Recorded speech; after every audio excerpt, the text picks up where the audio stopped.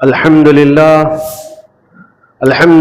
الحنان المنان الذي خلق الإنسان وعلمه البيان، والصلاة والسلام على رسوله سيد الإنس والجان وعلى آله وأصحابه ذوي الخير والإحسان، أما بعد، فأعوذ بالله من الشيطان الرجيم، بسم الله الرحمن الرحيم.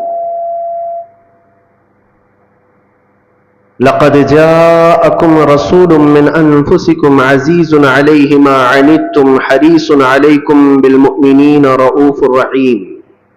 صدق الله مولانا العظيم.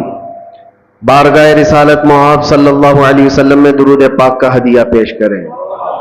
اللہم صلی علی سیدنا و مولانا محمد معدن الجود والکرم وآلہ واصحابہ الکرام وابنہ الکریم وبارک وسلم صلاۃ دائمۃ سرمدا ابدا. عزیزان گرامی وقار، اللہ رب العزت نے ہمیں شعبان کا مہینہ عطا فرمایا، جس کو میرے آقا صلی اللہ تعالی علیہ وسلم نے ارشاد فرمایا کہ شعبان میرا مہینہ ہے.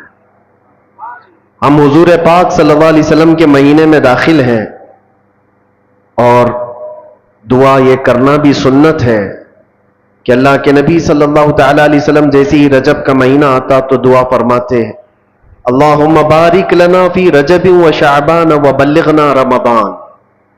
اے اللہ ہمیں رجب اور شعبان میں برکت دے اور رمضان تک ہماری زندگی کو پہنچا دے.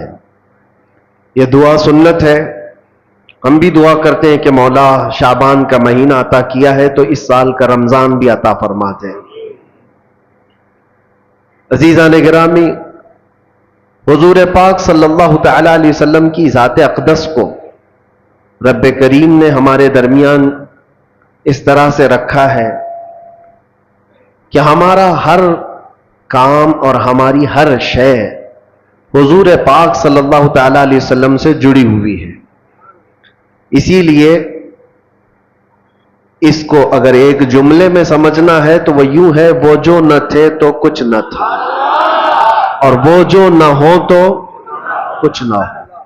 ہماری زندگی حضور کے بغیر کچھ نہیں ہے، اور نہ ہی ہمارے سفر کا کوئی حصہ اور نہ ہی کوئی منزل حضور کے نام کے بغیر ہو سکتی ہے. جو چاہے دین سے باہر کچھ بھی کر لو، دین کے اندر حضور ہے. نبی پاک صلی اللہ تعالی علیہ وسلم کو چھوڑ کر کے اگر کوئی یہ کہتا ہے کہ یہ بھی حصہ ہو سکتا ہے تو ناممکن ہے، پاسبل نہیں. عزیزان گرامی، اعلیٰ حضرت فاضل بریلوی رضی اللہ تعالیٰ عنہ تو یوں فرماتے ہیں، وہ جہنم میں گیا جو ان سے مستغنی ہوا. مستغنی کا مطلب جو کہتا ہے کہ اب مجھے نبی کی حاجت نہیں ہے، اگر مجھے رسول کی حاجت نہیں، ضرورت نہیں، جو یوں کہا وہ جہنم میں گیا جو ان سے مستغنی ہوا. ہے خلیل اللہ کو بھی حاجت رسول اللہ کی، ہے خلیل اللہ کو بھی حاجت رسول اللہ کی. سیدنا ابراہیم خلیل اللہ علیہ الصلوۃ والتسلیم اولو العزم پیغمبر ہے، وہ جلیل القدر پیغمبر ہے جن کی آزمائشیں صبح قیامت تک یاد کی جاتی رہیں گی، جن کے بیٹے کا ذبح ہونے کا، اور جن کے بہت سارے ایسے کردار جو حج اور عمرے میں ادا کیے جاتے ہیں. ان کی زندگی پاک کا ایک بہت اہم واقعہ کہ آپ کو آگ میں ڈالا گیا تھا. پتہ ہے حضرت ابراہیم علیہ الصلوۃ والتسلیم کو آگ میں ڈالا گیا تھا، لیکن بھڑکتی ہوئی آگ نے آپ کا کچھ نہ بگاڑا. حضرت ابراہیم علیہ السلام صحیح سلامت اس آگ سے باہر آئے. آپ کو پتہ ہے مفسرین فرماتے ہیں وجہ یہ ہے کہ ابراہیم علیہ السلام کی پیشانی میں اس وقت نور محمدی جگمگا رہا تھا. حضور پاک صلی اللہ علیہ وسلم کس کی اولاد میں سے ہیں؟ ابراہیم علیہ السلام کی اولاد میں سے. اور یہی کہا ہے کہ جب حضرت اسماعیل علیہ السلام کو ذبح کرنے کے لیے ابراہیم علیہ السلام لٹائے تو وہ تیز چاقو ان کے ہاتھ میں تھی کہ وہ پتھر کو مارتے تو دو ٹکڑے ہو جاتے تھے، پتھر کٹ جاتا تھا. لیکن اسماعیل علیہ السلام کے نرم و نازک گلے پہ چلاتے تو چلتی نہیں تھی، گلا کٹتا نہیں تھا. 3 مرتبہ کوششیں کی ابراہیم علیہ السلام نے، گلا کٹا نہیں. اور پتھر پر مارتے تو پتھر کٹ جاتا تھا. मुफस्सिरीन फरमाते वजह वहां पर भी यही है कि इस्माइल अलैहिस्सलाम की पेशानी में नूर मोहम्मदी मौजूद था। अभी मोहम्मद मुस्तफ़ा सल्लल्लाहु अलैहि वसल्लम को कायनात में आना बाकी था। हर जगह जलवे मुस्तफ़ा के देखोगे। इसीलिए आला हज़रत ने कहा है खलीलुल्लाह को हाजत रसूलुल्लाह की। जब अंबिया किराम अलैहिमुस्सलाम को नबी की हाजत है तो हम और तुम क्या है? उम्मती हैं। हमें बगैर मुस्तफ़ा करीम सल्लल्लाहु ताला अलैहि वसल्लम के यहां पर कोई चीज हासिल करना पॉसिबल नहीं है। इसीलिए आला हज़रत फरमाते हैं बखुदा खुदा का यही है दर। बखुदा मतलब कसम खुदा की। बखुदा का मतलब होता है कसम खुदा की। बखुदा खुदा का यही है दर, नहीं और कोई मफर मकर। उर्दू हार्ड है लेकिन समझ ले तो समझ में आ जाए। मफर कहते हैं भागने की जगह और मकर कहते हैं ठहरने की जगह। आला हज़रत फरमाते हुजूर को छोड़ोगे तो न भागने की जगह है न ठहरने की जगह है। कहां जाओगे? नहीं और कोई मफर मकर। और अगर कोई ये कहता है मैं बहुत पहुंचा हुआ हूं, अल्लाह की बारगाह में मेरा बड़ा मकाम है, कोई अपने आप को वली भी साबित करता हो या कुछ लोगों ने मिलकर के किसी को वलीउल्लाह बना दिया हो, सब कान खोल करके सुन ले। कोई वली कब बनता है, कोई अल्लाह का वली कैसे मशहूर कर दिया जाता है। लोगों के ढकोसले से कोई वली नहीं बनता, किसी के छल्ले अंगूठियां पहनने से वली नहीं बनता, बालों के लट्ठे बना लेने से वली नहीं बनता, हत्ता कि अगर कोई पानी पे चल के दिखाए तो भी वली नहीं बनता, हवा में उड़ के दिखाए तो भी वली नहीं बनता। मियां ये इतनी बड़ी बड़ी चीजें मैं कह रहा हूं, ये तो कौम पागल है जो सिगरेट पीने वाले और तंबाकू वाले को भी बना लेती है। हकीकत क्या है? अल्लाह के नबी सल्लल्लाहु ताला अलैहि वसल्लम की जात अक़दस से ऐसी वाबस्तगी। अल्लाह का वली कौन होता है? फरमाते हैं इमाम इश्क व मोहब्बत, जो वहां से हो यही आके हो, जो वहां से हो यही आके हो, जो यहां नहीं तो वहां नहीं। जो हुजूर के दरबार का नहीं है तो फिर अल्लाह के दरबार का नहीं हो सकता। जो वहां से हो यही आके हो।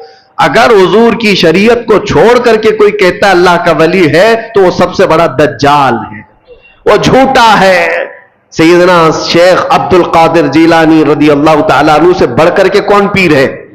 पीराने पीर गौसुल आजम दस्तगीर, जिनकी करामात पर हम और तुम तो छोड़ो, जो औलिया इकराम के मुतालिक आइन काइन करते हैं वो भी गौसे पाक को वली मानते हैं।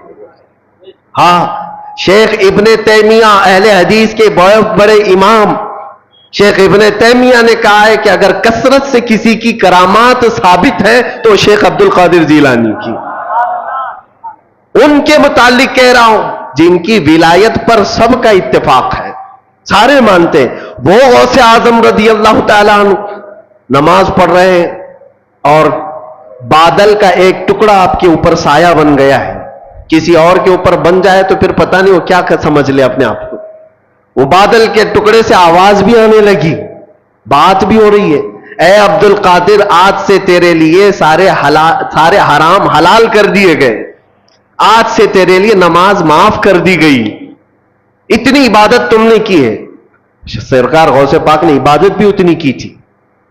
अगर कोई 100 रकात पढ़ करके थक जाए और वो सोचे कि मुझे कहीं से आवाज आई तो उसको लगता है हाँ पक्का मेरी कबूल हो गई है, 100 तो पढ़ा हो। गौसे पाक तो 40 साल तक पूरी रात इशा से लेकर फजर तक खड़े रहे। 40 साल तक हड्डियां निकल आई थी जिस्म से। एक अंगूर के दाने से सहरी करते और एक गिलास पानी से इफ्तार किया करते। और इतनी कसरत से इबादत के बाद अगर आसमान से आवाज आए तो बंदे को यकीन हो जाना चाहिए कि मेरी तो इबादतें इतनी हैं, हो सकता है डायरेक्ट मेरे पास अल्लाह की तरफ से बात आ रही। लेकिन गौसे पाक की तरफ आवाज आई बादल के टुकड़े से, ए अब्दुल कादिर आज से तेरे लिए नमाज माफ है, सारे जितने तुम्हारे लिए हराम चीजें थे हलाल हो गई। गौसे पाक ने जलाल में कहा यह आवाज रहमान की नहीं, यह शैतान की है। कोई चीज किसी के लिए कयामत तक हराम हलाल नहीं हो सकती जिसको मेरे मुस्तफा ने हराम किया हो। जो नबी पाक ने हराम कर दिया वो कयामत तक के लिए हराम है, किसी के लिए हलाल नहीं हो सकती। उसमें अब्दुल कादिर जीलानी क्या और कोई और क्या। गौसे पाक फरमाते यह आवाज शैतान की है। और दूसरी चीज آج سے میرے لیے عبادت معاف ہو گئی. غوث پاک فرماتے ہیں جو سید الانبیاء کے لیے نماز معاف نہیں ہوئی تو عبد القادر کے لیے کیسے ہو سکتی؟ یہاں تو بہت سارے ایسے ہی بیٹھے ہوئے ہیں، یہاں بیٹھے ہیں اور تصور میں نماز پڑھ رہے ہیں، اور دیوانے لوگ بھی ان کے پیچھے بھاگے جا رہے ہیں. سوچو تو صحیح، نبی پاک صلی اللہ علیہ وسلم کو چھوڑ کر کے اگر تم چاہتے ہو، کچھ لوگوں نے ایسے گمراہ کر رکھا ہے لوگوں کو. یاد رکھنا میرے عزیزو، ولایت کی کسوٹی شریعت مصطفیٰ ہے. حضور کو چھوڑ کر کے کوئی ولی نہیں بن سکتا. ولایت وہی ہے جو نبی پاک صلی اللہ تعالی علیہ وسلم کے نقش قدم پر چل رہا ہو. پیر ہو تمہارا، ولی ہو کوئی، ایسے کا دامن آنکھ بند کر کے تھام لینا جو تمہیں آنکھ بند کر کے سیدھے مدینے پہنچا دیتا ہو، حضور کی محبت تمہارے سینے میں ڈالتا ہو.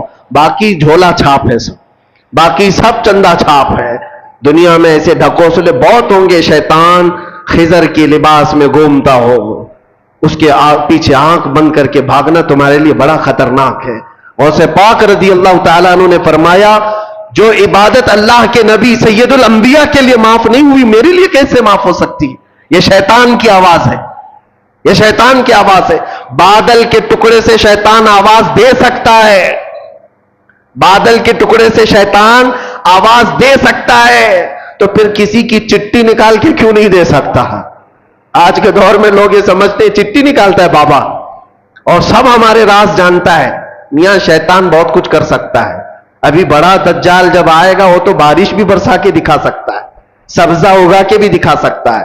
حدیث پاک میں وہ بڑا دجال تو مردے کو زندہ کر کے بھی دکھائے گا. لیکن تمہارے ایمان کا امتحان ہوگا. ہر گھڑی تم یہ دیکھو، یہ سارے عجائب دیکھ کر کے پاگل نہ ہو جانا. اپنے نبی کو یاد کرنا، میرا خدا رب العالمین ہے، اللہ رب العزت ہے. اور اب آپ کو میں بتاؤں، غوث پاک رضی اللہ تعالیٰ عنہ پر دوسرا حملہ کیا شیطان نے. کہا عبد القادر اتنا پڑھے لکھے ہو تم، اتنا پڑھے لکھے ہو، اگر اتنا پڑھے لکھے نہیں ہوتے تو آج تو میں تم کو گمراہ کر دیتا. آج جو میں نے کہا ہے، اب شیطان اپنی اصلیت پہ آیا. آواز جو آ رہی تھی بادل کے ٹکڑے سے کہ تمہارے لیے عبادت معاف ہے، تمہارے لیے حرام حلال ہے. غوث پاک نے جب جواب دیا تو شیطان کہتا ہے بہت پڑھے لکھے ہو تم، اور اتنا پڑھے لکھے ہو کہ آج تمہارے علم نے بچا لیا تمہیں، ورنہ گمراہ ہو جاتے آج. غوث پاک نے فرمایا ابلیس تو مجھے دوبارہ گمراہ کر رہا ہے، مجھے میرے علم نے نہیں میرے خدا کے فضل نے بچایا. علم تو تیرے پاس بھی تھا، علم تو تیرے پاس اتنا تھا کہ فرشتوں کو پڑھایا کرتا، لیکن تو بچ نہ سکا. اس لیے میرے عزیزو ہر گھڑی اس کا وار ہے، شیطان کا، ابلیس کا ہمارے اوپر. لیکن کسوٹی ایک ہی اپنی زندگی پر رکھو کہ نبی پاک صلی اللہ تعالیٰ علیہ وسلم کی ذات کے لیے ایسی کسوٹی رکھو کہ ہمارے بزرگوں نے جو ہمیں تعلیم دی ہے، نبی سے ہو جو بیگانہ اسے دل سے جدا کر دے، نبی سے ہو جو بیگانہ اسے دل سے جدا کر دے، پدر مادر برادر جان و مال ان پر پھرا کر دے. یہ ہماری کسوٹی ہو، یہ ہماری زندگی کا معیار ہو. اور بعض لوگ یہ سمجھتے ہیں کہ ہم تو نبی پاک صلی اللہ علیہ وسلم سے بے انتہا محبت کرتے ہیں، اور تھوڑا بھی اگر کوئی دوسری جماعت کا دکھتا ہے جس کے دل میں حضور صلی اللہ تعالیٰ علیہ وسلم سے بغض لگتی ہے تو ہم تو اس سے دور رہتے ہیں. صرف اتنا ہی نہیں ہے، نبی سے ہو جو بیگانہ کا مطلب کیا ہے؟ جو شریعت چھوڑ کر کے بھاگ رہا ہے وہ نبی سے بیگانہ ہی تو ہے. حضور پاک صلی اللہ تعالیٰ علیہ وسلم سے اپنا دامن چھڑانے کی بات کرتا ہے، وہ نبی سے بیگانہ ہے. ایسے کو نہ تم اپنا دوست بناؤ، نہ اپنوں کے صحبت میں اس کو رکھو. اس لیے کہ قیامت کے دن جب پکڑ ہوگی، بروں کی صحبت کی وجہ سے بہت سارے ایسے ہوں گے جو جہنم میں جا رہے ہوں گے. صرف کیوں؟ ان کی دوستی خراب تھی، دوستی برے لوگوں سے تھی. عزیزان گرامی وقار، میں بات کل ملا کر کے یہی عرض کرنا چاہتا ہوں، وہ جو نہ ہو تو کچھ نہ ہو. ہماری زندگی کا سارا دار و مدار مصطفیٰ کریم صلی اللہ علیہ وسلم کی ذات سے ہے، اور نبی پاک صلی اللہ تعالیٰ علیہ وسلم کی محبت دل میں اتنی بساؤ کہ صحابہ کرام رضوان اللہ تعالیٰ علیہ مجمعین نے جیسے ہمیں سکھایا ہے، جیسے ہمیں تعلیم دی ہے. آپ کو پتا ہے، دو چیزیں میں آپ کو بتا دوں گا معیار کیا ہونا چاہیے. دو چیزیں ہیں. ایک صحابی حضرت انس بن نزیر رضی اللہ تعالیٰ عنہ، حضور پاک صلی اللہ تعالی علیہ وسلم کے رازدار صحابہ میں سے ایک ہیں. راز کی باتیں حضور اکرم صلی اللہ علیہ وسلم ان کے ساتھ شیئر کیا کرتے ہیں. یہ وہی صحابی ہیں جو جنگ احد میں ایسے شہید ہوئے کہ ان کی شہادت کی انگلی کے علاوہ ان کے جسم کا کوئی حصہ ہی نہیں ملا. کوئی حصہ نہیں ملا, صرف شہادت کی ایک انگلی ان کی کٹی ہوئی ملی, جس سے ان کی بہن نے دیکھ کر کے پہچانا کہ یہ میرا بھائی انس ہے. وہ صحابی کی بات کر رہا ہوں. جوانی کا عالم ہے, اور جوانی لوگ تو سمجھتے ہیں انگارے کا نام ہے, اندر خواہشات کا ایک طوفان ہوتا ہے, الگ الگ سب کی جوانیاں ہوتی ہیں. لیکن وہ صحابی رسول جس سے بے پناہ محبت کرتے تھے, عشق کرتے تھے, ان سے شادی بھی کر لیا, نکاح کر لیا. بیوی سے بے حد محبت کرتے تھے, جائز محبت ہے, شادی بھی کر لیا, اور بیوی سے بہت لگاؤ تھا, جس کو کہتے ہیں عشق کے درجے کی محبت ہے. تو بیوی ہے اور بہت زیادہ محبت کرتے, اور وہ بھی محبت کرتی. ایک دن اللہ کے نبی صلی اللہ علیہ وسلم حضرت انس بن نزیر کے گھر تشریف لائے. جب بیٹھے تھے وہ حضرت انس کے ساتھ, مکہ کا ایک قاصد آیا ایک خط لے کر کے.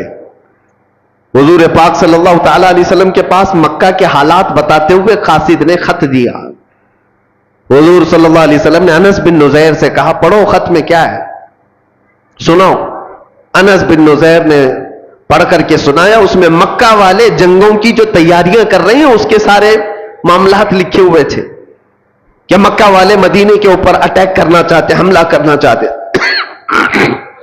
اور یہ سارے حالات اس خط میں راز کے طور پر تھے. نبی پاک صلی اللہ تعالی علیہ وسلم نے فرمایا, بند کرو انس, یہ تیرے اور میرے بیچ میں راز ہے, کسی کو پتہ نہیں چلنا چاہیے, اس کو سنبھال کے رکھو. حضرت انس نے کہا, جیسا حکم سرکار کا. حضور پاک صلی اللہ تعالی علیہ وسلم گھر سے نکل کر کے باہر تشریف لے گئے.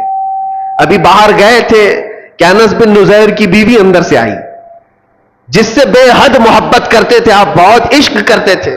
آئی, کہا انس, حضور پاک صلی اللہ تعالی علیہ وسلم تشریف لائے تھے, کچھ راز کی باتیں ہو رہی تھی, مجھے بھی تو بتاؤ کیا بات ہوئی. انس بن نزیر نے کہا, تیری محبت, تیرا عشق اپنی جگہ پر, وہ میرے اور نبی پاک کے درمیان کی بات ہے, وہ نہیں بتایا جا سکتا. کتنا بھی عشق ہو, کتنی بھی محبت ہو, تو بیوی ہے. حضور پاک صلی اللہ تعالی علیہ وسلم اور میرے بیچ جو معاملات ہیں اس کو میں نہیں بتا سکتا. بیوی نے کہا, کیا مجھ پر اعتبار نہیں کرتے؟ کہا, پورا اعتبار ہے, یقین بھی ہے, لیکن حضور پاک کے حکم سے بڑھ کر میرے لیے کائنات میں کوئی چیز ہی نہیں. بیوی نے ہنس کر کے کیا کہا, چلو نہیں بتاتے کوئی بات نہیں, میں نے سن لیا ہے دیوار کے پیچھے سے, سن لیا ہے میں نے کیا بات ہوئی ہے. کہا کیا بات ہوئی؟ کہا وہی تو مکہ والے جنگوں کی تیاریاں کر رہے ہیں, وہ خط میں یہ چیز آئی ہے. انس بن نزیر نے جیسے ہی اپنی بیوی سے یہ جملہ سنا, سیدھے جا کر گردن پکڑ لی, گردن پکڑ لی, اور گردن پکڑ کر کے سیدھے باہر لے کر کے آئے. کہا, اس وقت تک تیری گردن سے ہاتھ نہیں ہٹاؤں گا جب تک نبی پاک کا حکم نہیں آتا. حضور پاک صلی اللہ تعالی علیہ وسلم کے پاس لے کر کے آئے. اللہ کے نبی صلی اللہ علیہ وسلم نے دیکھا, انس کیا ہوا, کس بات کے لیے لے کر کے آئے ہو؟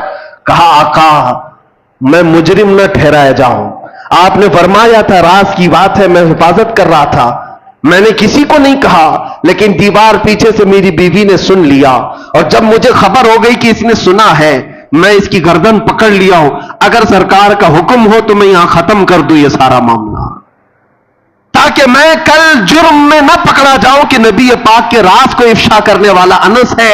اپنی بیوی کی محبت کے چکر میں اپنے نبی پاک کی محبت کو داؤ پہ لگا دیا, یہ بات نہ ہے, اس لیے گردن پکڑ کر کے لایا ہوں. حضور نے فرمایا, ہاتھ ہٹاؤ, جتنا تم مجھ سے محبت کرتے ہو وہ بھی مجھ سے محبت کرتی ہے, جیسے تم رازدار ہو ویسے وہ بھی رازدار ہے, وہ صحابیہ ہے. ہاتھ ہٹا دیا اور اپنی بیوی سے مسکرا کر کے کہا, جب بات آ جائے رسول اللہ کی تو پھر گردن کسی کی نہیں ہوتی, پھر کسی کی اہمیت نہیں ہوتی. یہ معیار یاد رکھو ہمیشہ, دنیا کا عشق, دنیا کی محبت ایک جگہ پر, جہاں حضور کی بات آ جائے تو پھر کسی گردن کی اہمیت نہیں ہے, کسی کی کوئی اہمیت نہیں ہے.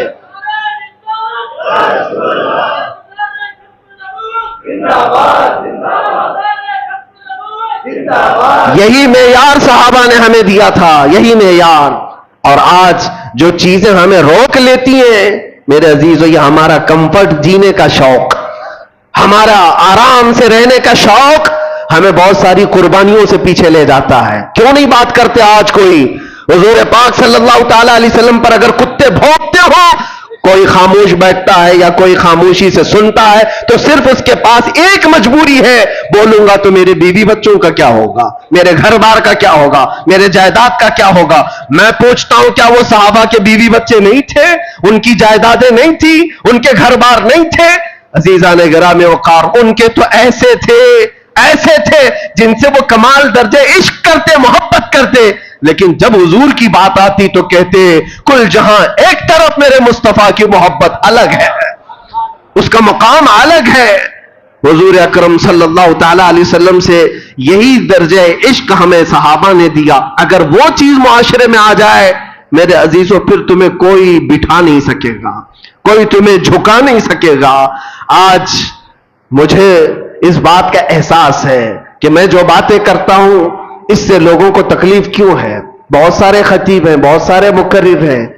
مجھے ایک صاحب نے کہا تھا کہ آپ صرف مقرر نہیں ہیں، آپ صرف خطیب نہیں ہیں، ہمیں یہ دیکھنا پڑتا ہے کہ لوگوں کے اندر انفلوئنس کتنا رکھتا ہے، لوگوں کے اندر اپنا اثر کتنا رکھتا ہے. اور ہم نے بتایا اثر کیا یہ زبان کی وجہ سے ہوتا ہے؟ زبان تو ہزاروں کے پاس ہے. نہیں، اثر یہ صرف اور صرف محبت مصطفیٰ کی وجہ سے ہوتا ہے. اور جہاں بندہ یہ احساس کر لے جاتا ہے میری ذمہ داری ہے، میں نبی کا ہوں اور میری ذمہ داری ہے، میرے عزیزوں پھر کسی خطیب اور مقرر کی بھی اسے ضرورت نہیں پیش آتی. وہ صحابہ کرام رضوان اللہ تعالی علیہم اجمعین کو قربانیاں دینے کے لیے کسی نے اکسایا تھا، کسی نے ابھارا تھا. کیسے وہ صحابیہ کی بات جب میں یاد کرتا ہوں تو رونگٹے کھڑے ہو جاتے ہیں. جنگ کے میدان کے بعد آتی ہے حضور کی بارگاہ میں اور کہتی ہے سنا ہے میرا جوان بیٹا شہید ہو گیا، اگر آپ حکم دیں تو میں اپنے بیٹے کی لاش دیکھوں. یا خبر آ جائے کسی کے مرنے کی تو کیا حالت ہوگی. لیکن ایک ماں ہے حضور سے اجازت لے کر آتی ہے، اگر حکم دیں تو میں اپنے جوان بیٹے کو دیکھوں. حضور نے فرمایا دیکھ سکتی ہو، جاؤ. میدان میں لاشیں ہیں، اس میں ایک جوان بیٹا خون میں لت پت اس بوڑھی خاتون کا نیچے ہے. لاش کو اٹھایا، کپڑے ہٹایا، جبہ ہٹا کر کے پیٹھ کو دیکھا، پھر بوسہ لیا اور سجدہ کیا. جو صحابہ کھڑے تھے پوچھتے ہیں اماں جانی کیا کر رہی ہو؟ کہتی ہے خاتون مدینے کی، جب یہ جوان میرے گھر سے نکل رہا تھا میرا بیٹا، میں نے اسے وصیت کی تھی. سنا ہے کہ حضور پاک صلی اللہ تعالی علیہ وسلم پر وقت سخت آ گیا ہے، مشرکین سختی سے حملہ کر دیے ہیں. بیٹا یاد رکھنا اگر حضور کو چھوڑ کر میدان سے بھاگتے ہوئے مارا گیا تو میں اپنا دودھ معاف نہیں کروں گی. میدان چھوڑ کر بھاگتے ہوئے مارا گیا تو میں اپنا دودھ نہیں معاف کروں گی. اور میں نے سنا آج میدان میں سے بہت سارے لوگوں پر ایسے حالات آ گئے تھے کہ ان کو بھاگنا پر مجبوری آ گئی، وہ ادھر ادھر بکھر گئے تھے. مجھے ڈر یہ تھا کہ میرا بیٹا بھی تو بھاگتے ہوئے نہیں مارا گیا. میں میدان میں آ کر یہی تو دیکھ رہی تھی پیٹھ پر تیر کے نشان تو نہیں ہے کہ بھاگتے ہوئے اس کو پیچھے سے کسی نے مارا. پھر میں سجدہ شکر اللہ کی بارگاہ میں اس لیے ادا کر رہی ہوں میرے بیٹے کی پیٹھ پر ایک بھی نشان نہیں ہے، جتنے سب سینے پر کھا کر کے مرا. وہ مائیں کیسی تھی، قربانیاں اور ان کے بعد سامنے بچوں کی لاشیں ہیں اور وہ یہ کہتی اللہ کا شکر ہے کہ میرا بیٹا جمع مردی کے ساتھ گیا ہے. وہی مدینے کی خاتون ہے، وہ آتی ہے بارگاہ مصطفیٰ میں اور عرض کرتی ہے یا رسول اللہ کل مصیبت بعدک جلن، آپ ہیں تو پھر ہر مصیبت حل کی ہے. اے اللہ کے نبی آپ ہیں تو پھر ہر مصیبت حل کی ہے. اسی لیے اے نوجوانوں یاد رکھو ایک بات، دنیا ساری ٹھوکر مار دے لیکن آمینہ کا لال کبھی تمہیں تنہا نہیں ہونے دے گا. حضور پاک صلی اللہ تعالی علیہ وسلم کی محبت ہر جگہ کا آسرا ہے. یہ میرے تجربے کی بات میں بتا رہا ہوں. اگر ایمان نہ ہوتا اور حضور کی محبت کا یہ درجہ نہ ہوتا تو ہم جیل میں پتہ نہیں کہاں سے کہاں پہنچ گئے ہوتے، کس طرح کے حالات ہوتے۔ میں نے ایک دو نہیں سینکڑوں لوگوں کو پاگل ہوتے ہوئے اندر دیکھا ہے، ڈپریشن کے شکار میں خودکشی کرتے ہوئے دیکھا ہے، اور لوگوں کو کفریات بکتے ہوئے دیکھا ہے۔ کوئی خدا نہیں، کوئی قرآن نہیں، کوئی دعا نہیں۔ جب نا امیدی اور مایوسی آتی ہے تو لوگ بپھر جاتے ہیں، کفر بکنے لگتے ہیں، خودکشی کر لیتے ہیں، اور یا تو پھر مینٹلی اس طرح سے ڈس اپیئر ہو جاتے ہیں کہ وہ پاگل پن کے شکار ہو جاتے ہیں، مانسک سنتولن کھو بیٹھتے ہیں۔ یہ سب حالات دیکھ دیکھ کر کے ہمیں بھی احساس ہوتا تھا کہ ہمارا کیا ہوگا مستقبل، ہمارا فیوچر کیا ہوگا، جہاں پوری پوری طاقتیں باہر لگی ہو، چھوٹے موٹے لوگ کیا کر سکیں گے۔ لیکن میرے عزیزو، ایک چیز سہارا دیتی تھی، ایک چیز سہارا دیتی تھی، جب آنکھ بند کریں گنبد خضرا کی روشنی سہارا دیتی ہے۔ حضور پاک صلی اللہ تعالی علیہ وسلم کی وہ آواز آج بھی ہر عاشق کو سنائی دیتی ہے کہ میں ہوں تو پھر ڈرتا کیوں ہے، خوف نہ رکھ رضا ذرا، تو ہے عبد مصطفیٰ۔ اعلیٰ حضرت نے ہمیں یہ سکھایا ہے، خوف نہ رکھ رضا ذرا، تو ہے عبد مصطفیٰ، تیرے لیے امان ہے، تیرے لیے امان ہے۔ ہاں ڈر آئے گا، خوف آئے گا، مصیبت آئے گی، لیکن وہ کچھ دیر کی ہوگی، کچھ دیر کی ہوگی۔ اسی کو ہم کہتے ہیں کچھ دیر کی خاموشی ہے، اسی کو ہم کہتے ہیں ہر چیز آئے گی، مصیبت آئے گی، امتحان آئیں گے، کچھ دیر کی ہے۔ اس لیے کہ دنیا میں اللہ نے دستور بنائے رکھا ہے کہ رات آتی ہے تو صبح بھی ہوتی ہے، رات زیادہ دیر تک نہیں رہتی، سورج کو نکلنا ہے۔ اور آج امت مصطفیٰ پر اگر یہ اس طرح کے موسم آئے ہوئے ہیں کہ اس پر کالک لگانے کی کوشش کی گئی ہو یا گہن لگا ہو، تو چاند پہ بھی گہن لگتا ہے لیکن تھوڑی دیر کا ہوتا ہے، کچھ دیر کا ہوتا ہے، لیکن جب گہن چھٹ جاتا ہے تو پھر چاند اپنے آب و تاب کے ساتھ پھر چمکتا ہے۔ اور ہم سب کی زندگی کا یہی دستور ہے میرے عزیزو۔ ایمان والے ہو تو ایک بات یاد رکھنا، جہاں میں اہل ایمان مثل خورشید جیتے ہیں، یہ سمجھ کے چلو، جہاں میں اہل ایمان مثل خورشید جیتے، خورشید سورج کو کہتے ہیں۔ ایمان والوں کی مثال شاعر یہ کہہ رہا ہے، دنیا میں ایمان والے سورج کی طرح جیتے ہیں، ادھر ڈوبے ادھر نکلے، ادھر ڈوبے ادھر نکلے۔ ان کے لیے ہمیشہ کا غروب نہیں ہے۔ ہاں، انگریز نے علامہ کفایت علی کافی رحمت اللہ علیہ کو مراد آباد کے چوک پر شہادت دی تھی، یعنی پھانسی پر چڑھایا تھا۔ وہ ایسے کفایت علی کافی جن کی زبان میں بلا کا اثر تھا، جب بولتے تھے تو لوگوں کے دل ہچکولے کھاتے تھے۔ انہیں میں تو کہا تھا کوئی گل باقی رہے گا نہ چمن رہ جائے گا، پر رسول اللہ کا دین حسن رہ جائے گا۔ یہ پھانسی کے پھندے پر آپ نے پڑھا تھا جب پھانسی دی جا رہی تھی۔ کفایت علی کافی یہ مراد آباد میں، مراد آباد کو اس لیے میں بار بار فوکس کر کے بتا رہا ہوں، توجہ، یہ یو پی کا ایک شہر ہے۔ پھانسی دے دیا، 3000 انگریزوں نے پکڑا تھا ایک عالم دین کو، ایک عالم دین کو پکڑنے کے لیے، اس لیے کہ یہ باطل قوتیں ہمیشہ یہ بتاتی ہیں ہم کتے اور تم شیر ہو، ہمیشہ وہ بتاتی ہیں جھنڈ میں آ کر۔ کفایت علی کافی کو جب پھانسی دی گئی تھی تو 8 دن تک جشن منایا گیا تھا، جشن منایا گیا کہ ایک ایسا بولنے والا یہ ختم ہو گیا، کفایت علی کافی چلا گیا۔ لیکن پاگلوں کو یہ پتہ نہیں ہے رب قدیر کا دستور کیا ہے، اس کا قانون کیا ہے۔ مراد آباد شہر سے صرف 100 کلومیٹر دور بریلی شریف ہے، ادھر کفایت علی کافی کو پھانسی پر چڑھایا جا رہا تھا اور ادھر بریلی میں امام احمد رضا پیدا ہو رہے ہیں۔ جہاں میں اہل ایمان مثل خورشید جیتے ہیں، ادھر ڈوبے ادھر نکلے، ادھر ڈوبے ادھر نکلے۔ کفایت علی کافی تو یہ کہتے تھے کوئی گل باقی رہے گا نہ چمن رہ جائے گا، پر رسول اللہ کا دین حسن رہ جائے گا۔ لیکن بریلی والا تو یوں کہنے لگا وہ کمال حسن حضور ہے کہ جہاں میں کہ گمان نقص جہاں نہیں، یہی پھول خار سے دور ہے، یہی شمع ہے کہ دھواں نہیں۔ ایک کفایت علی کافی کو پھانسی پر چڑھا کر 8 دن جشن منایا، لیکن بریلی والا اٹھ کر کے ایسا عشق پلایا کہ کونے کونے سے آواز آنے لگی، ڈال دی قلب میں عظمت مصطفیٰ سیدی اعلیٰ حضرت۔ ہاں، اللہ کا یہ دستور ہے، آج میں یہاں کھڑا ہوں، کل نہیں ہوگا اور کوئی اور آئے گا، لیکن یہ منبر خالی نہیں ہوگا۔ یہ ممبر خالی نہیں ہوگا، یہ مسجد ویران نہیں ہوں گی. میں اسی مسجد کا امام، میں اسی ممبر کا ایک خطیب رہا، لیکن میرے بعد لوگ آتے گئے جاتے گئے. کیا کسی دن نماز بند ہوئی؟ کیا کسی دن خطبہ ختم ہو گیا؟